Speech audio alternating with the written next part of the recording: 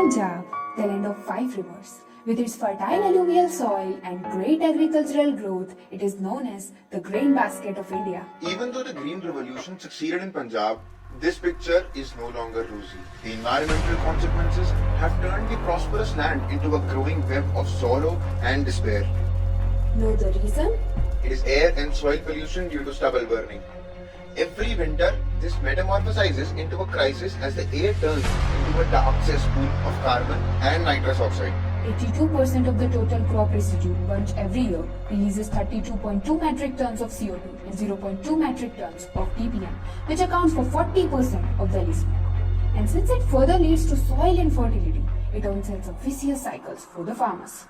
As a solution, we at Enactus IIT Ropar came up with a project Shwas, through which we envision supporting the environmental challenges by converting stubble into useful commodities.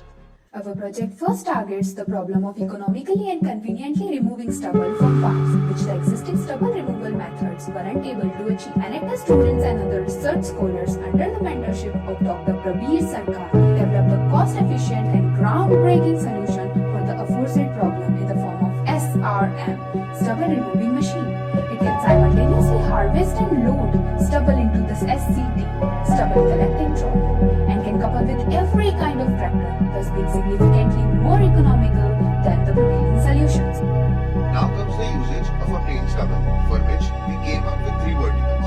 Firstly, we devised a simple, economic and speedy in-situ approach of converting stubble into organic manure using suitable proportions of stubble, water, cow dung and other organic substances. In the second vertical, we chemically and enzymatically convert stubble into carboxymethyl cellulose or CMC, a highly influential substance used in the cosmetic industries, surgeries for sinus cavities and many more.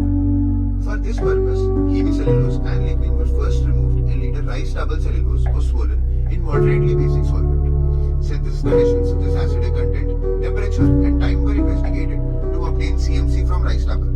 The third vertical includes supplying stubble to industries for manufacturing paper and visioning to curtail deforestation, biobriquettes aiming to reduce over-dependency on coal, and biogas providing a clean fuel for domestic and industrial consumption.